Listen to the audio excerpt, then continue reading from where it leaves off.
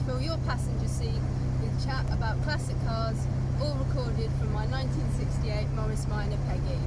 I'm Becca, and today I'm out running a couple of errands before the week starts. So I thought this was a good opportunity to record a podcast because recently we booked our summer adventure, our little kind of UK-based holiday for the year, and it got me thinking about all the previous ones that we'd done, and I wanted to kind of share with you one that predates podcast, and perhaps inspire you at this time of year, even though it's not that warm out today, to think about the summer adventures that you might be having this year in your car.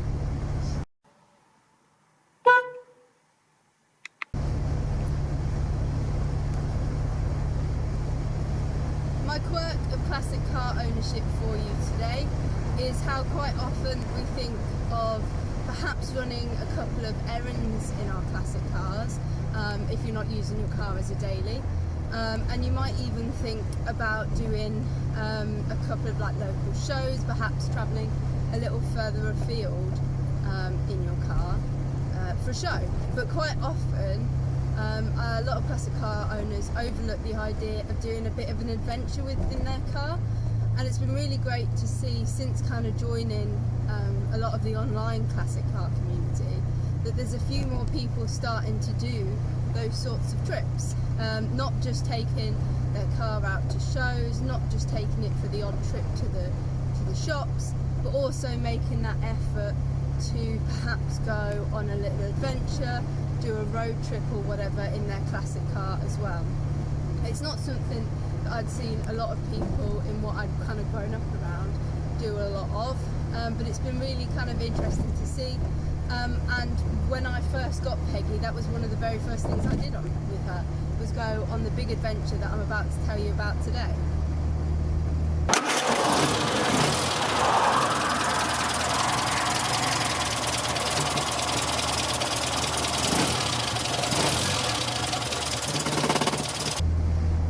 So this adventure starts really right at the beginning of my ownership of Peggy. I had owned her for approximately a month,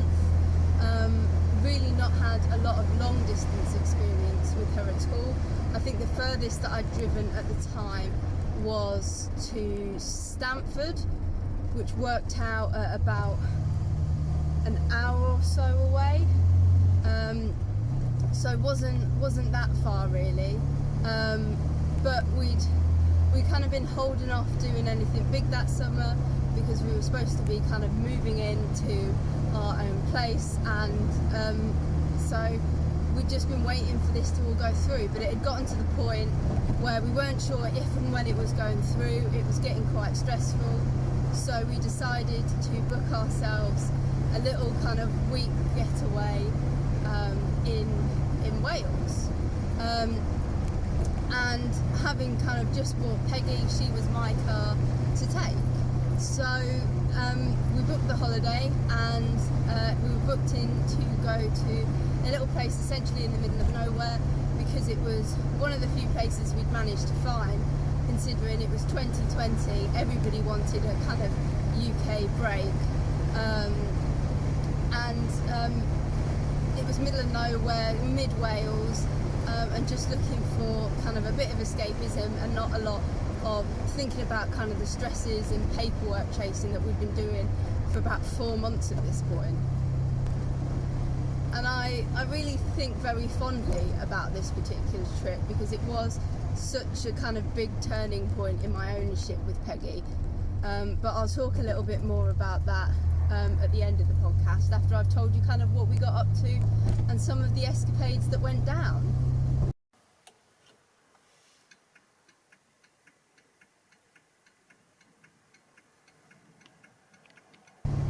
So we set off on Saturday the 22nd of August. It was going to take, according to Google Maps, about 3 hours going kind of by main roads and things like that. So we set off reasonably early and kind of just ploughed our way over there. The only stop that we really made was at Telford Services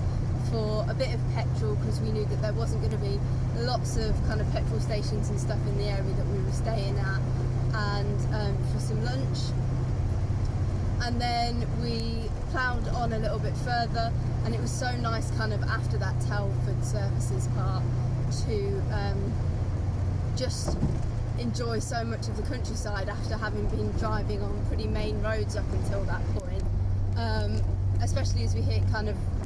Wales and headed on in through a lot of that and down. It was a really nice drive from that. I mean, I didn't enjoy the rest of the drive. It was a lot easier than I was expecting. I'd had kind of a lot of warnings that driving an older car for that amount of time can be quite tiring,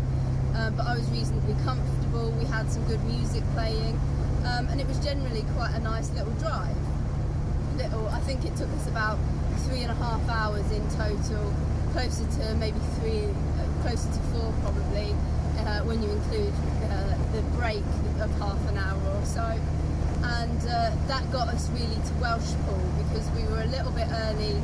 for the bit of accommodation that we'd booked. So we stopped off in Welsh Pool, parked up, had a little bit of a wander around, and then explore really. It was nice to kind of stretch our legs, have a bit of a wander around, pick up some snacks and things like that, because we were staying in self-catering accommodation, just to be a bit extra cautious during COVID. And yeah, we sorted ourselves out from there, and then headed back to Peggy, who had been anxiously parked up in a parked car, parked completely unfamiliar, and then headed on to Mivod, where we were staying in a little farm where they had some little cottagey apartments above some of the buildings. So we went on to there, but they weren't really quite ready for us. I think they thought we were coming the day after, so we surprised them somewhat. So they said if you could come back in say half an hour or so, then that would be great. So we'd already kind of done Welsh Pool and things like that, so we decided to go on a little penny drive,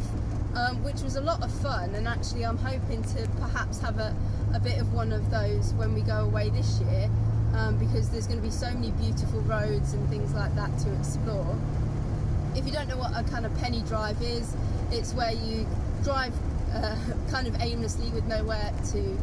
go in particular, and you have your passenger flipping a coin to decide where you might go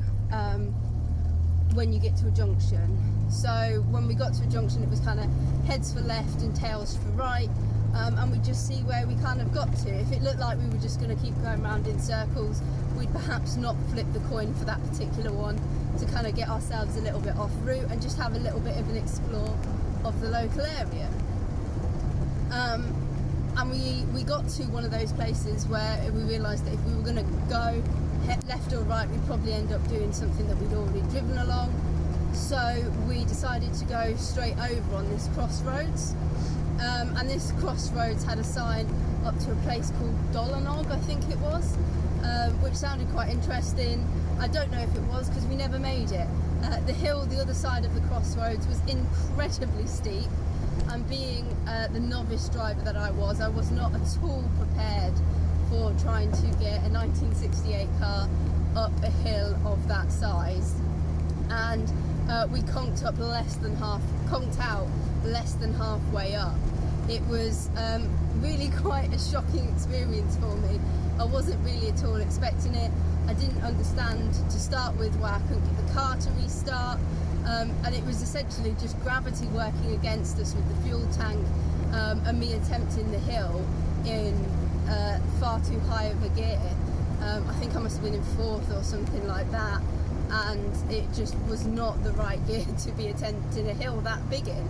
But having only driven modern cars any kind of place, and also driven Peggy primarily in the Fens where we live, where it's notably flat, it was quite an experience to be like, oh, this is a big hill, and perhaps we need to learn a little bit more about gears and clutch control and things like that if we're going to survive the rest of this holiday. In the end, we couldn't kind of get her up the hill or anything, but being kind of in the middle of nowhere, a little country road, Jamie hopped out and kind of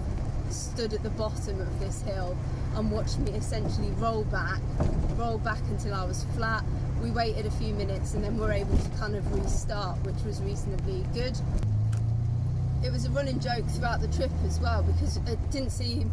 wherever we ended up, there was a lot of roads that we were coming across that seemed to lead to it, and we just didn't want to go there after that scarring experience of trying to get up that hill. I'm sure it's a lovely place, but it was a tough first day, especially as given that the cottage wasn't ready for us. Not only were we first time kind of drivers on such a big experience, we were also laden down in the back with all of the luggage and things like that, so we really had no chance of making it up that hill, especially with my lack of experience. We eventually got back to the accommodation safely with no issue, and from that point we're very aware of hills for the rest of the holiday for sure. And we kind of settled in for the night, got ourselves unpacked. It was a really lovely little farm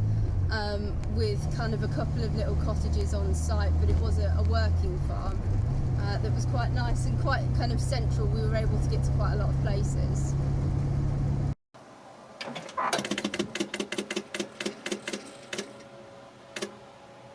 On the Sunday of our trip, I'd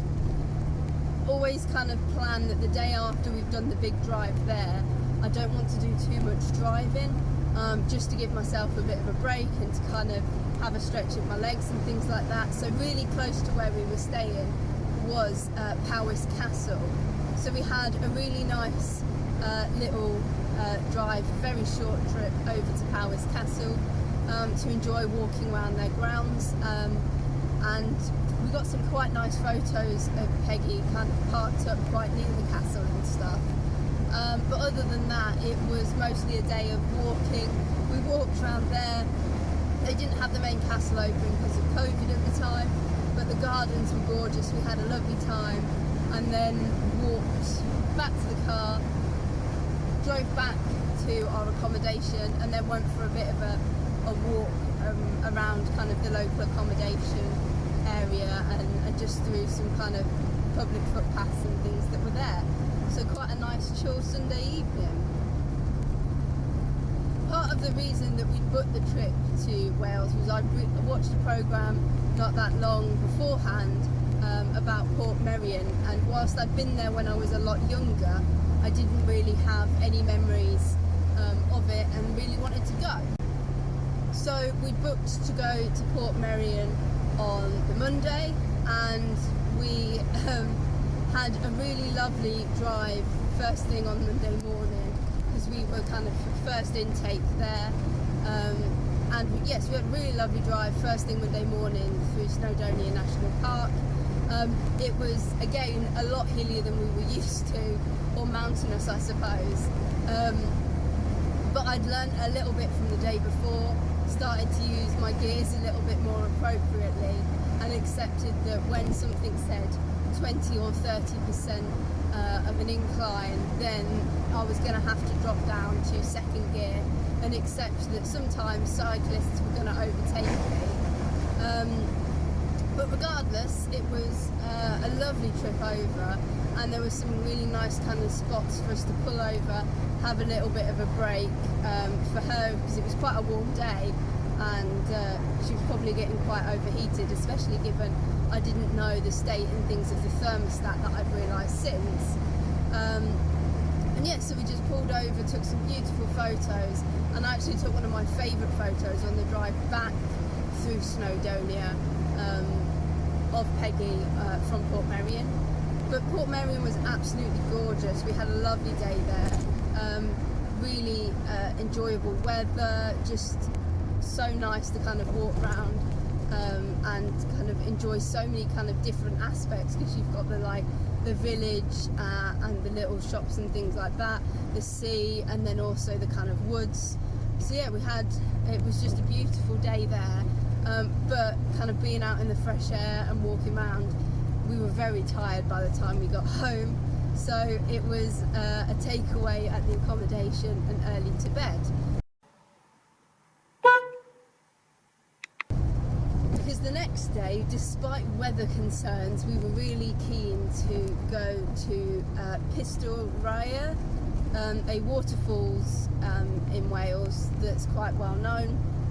and so we had a little bit of a later start, thinking that we'd try and avoid some of the worst of the weather, but didn't have much luck in that front. It was horrific rain all day. I believe it was even named as a storm after the fact. I can't remember the name of it, but the drive up was really something. If you've never been, the road is essentially a one-track road up the side of some very narrow buildings and things like that, and there's some very occasional passing places, and it's very steep. And despite it being a much cooler day, Peggy overheated, and again possibly because of that thermostat issue that I didn't know about yet, and we had to, very kindly, some people that were driving behind us hopped out of their modern, helped us push into what was supposed to be a passing place on this road, just to kind of cool off, have a moment, and then restart her up again. But people were very kind, very lovely about it. And then when we got up there, the kind of main parking was closed off because it had flooded. So then we were accepting the fact that we were going to be parked a little bit oddly in quite a lot of mud, and then the walk up the waterfalls was just so muddy, so wet. It was quite an experience, but the views and the look of the waterfall was really lovely.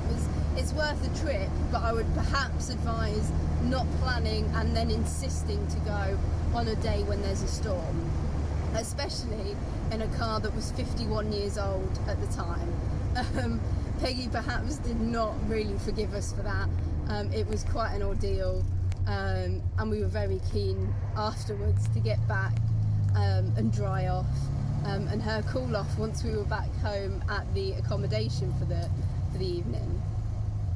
I suppose though the towel seat covers really came in handy in terms of making us feel a little bit drier on the way home, because we were absolutely soaked through.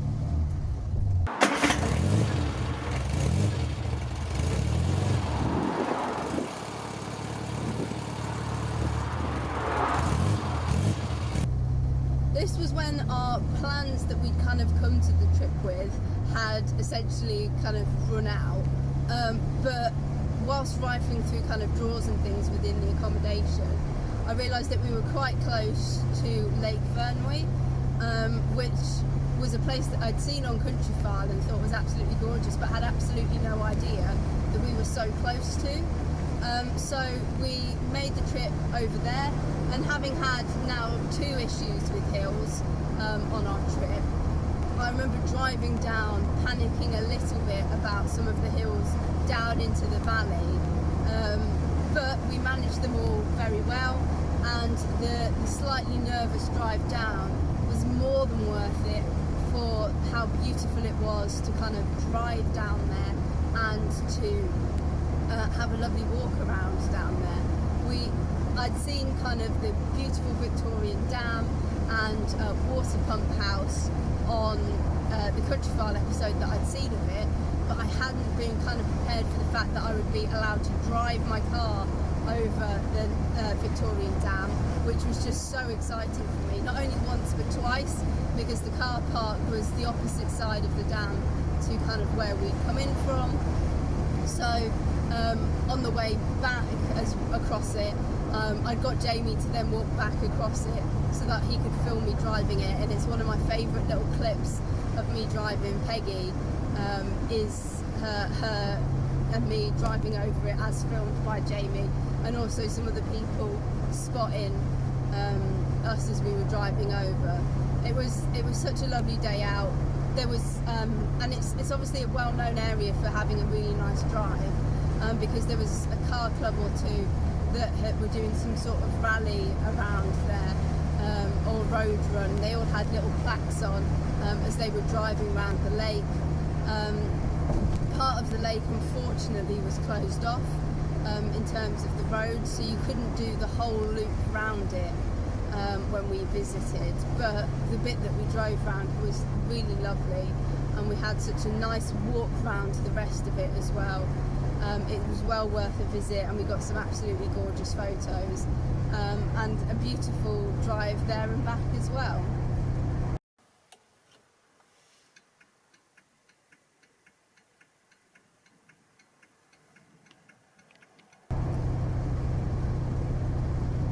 On the way home from that, we'd actually got a call from the kind of solicitors and things like that to say that the house purchase was finally going to go through, and we needed to transfer some funds the next day, which when we were in the middle of nowhere Wales was not ideal, because it was not the amount that you could kind of do over your app banking. So we had to do a bit of googling and found that the closest bank that we could get to was in Oswestry.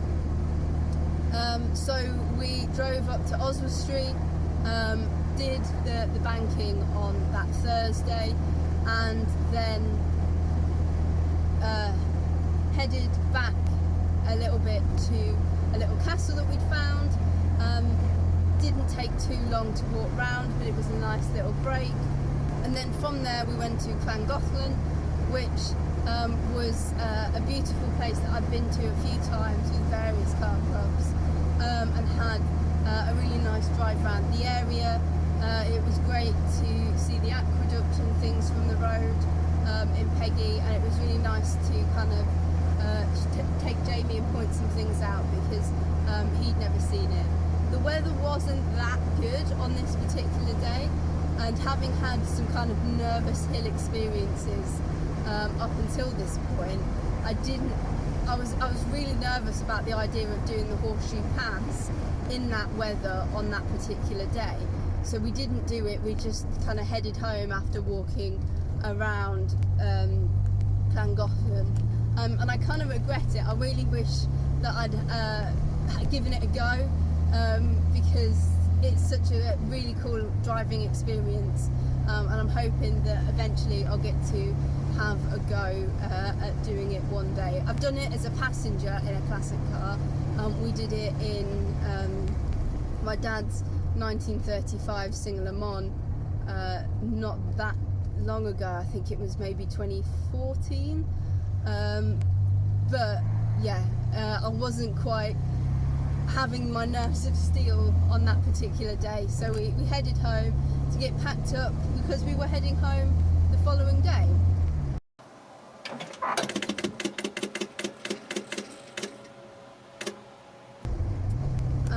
And so the Friday we headed back home, but we made the decision to stop off at the RAF Cosford Museum on the way home, and that was the first time that I'd ever kind of planned to do something on the way home with any of our little trips, just to break up the trip and kind of delay how long it was until the holiday was over. And that was when I started to realise kind of how fun it could be to integrate those little trips. So that was really our very first big adventure in Peggy. As you can imagine, I've learned a lot from that trip, and a lot since. I learned so much within a few hours of arriving in Wales about gearing and driving and just stuff that in a modern car I really hadn't kind of had to encounter or learn much about. And so that was a big turning point for me as a new classic driver. And yes, it was perhaps a bit of a baptism of fire for me, but I'm really grateful for the experience, and that nothing went too badly wrong, because we'd done enough checks and things. Even though we hadn't owned Peggy for too long at this point, we'd done enough checks and things that we had a reasonable idea that she was going to be fairly reliable, because I had been using her as a daily. I also very quickly learned a lot about kind of how a car of this period works and how to work out what had gone wrong.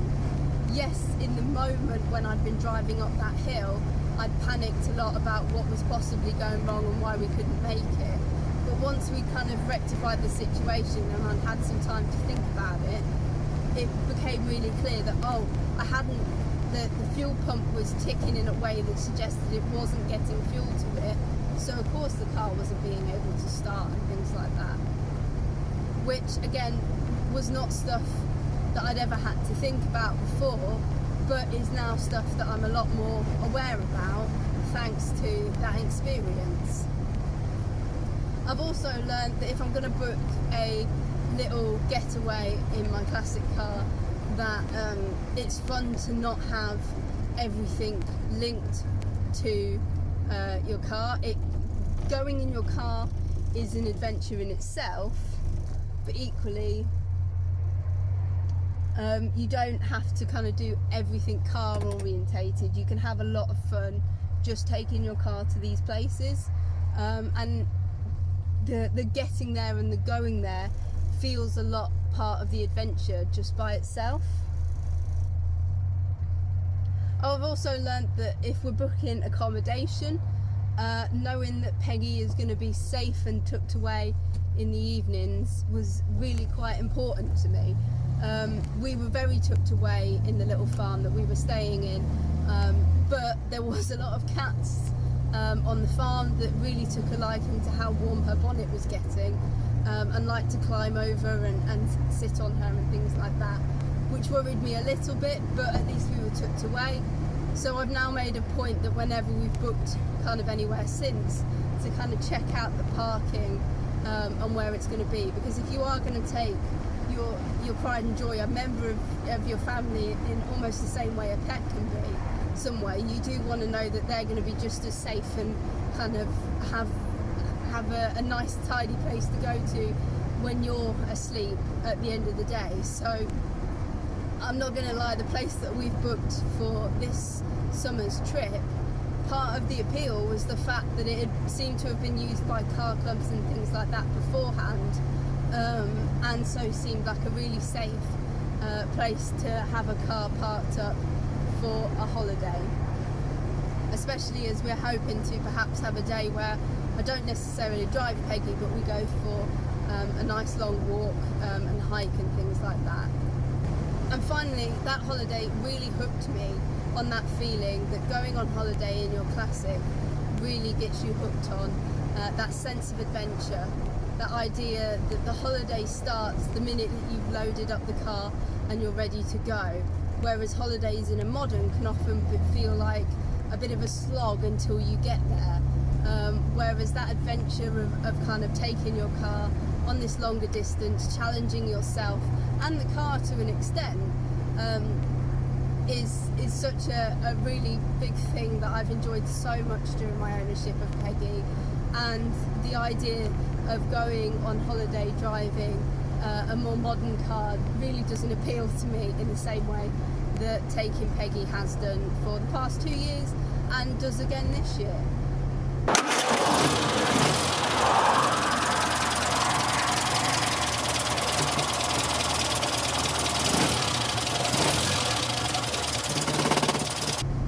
So I hope you've enjoyed hearing about this little adventure from way back in 2020, and it's perhaps inspired you a little bit to take your own car on a bit of an adventure this summer. If you've enjoyed this podcast, you definitely need to go and check out the ones associated with 2021's little adventure down south to kind of the New Forest and things like that. You'll get a very similar vibe, and because I was actually doing podcasting and things like that, you'll get some video footage and things like that on the YouTube version as well. But yeah, thank you ever so much for listening. Drive safely and happy motoring.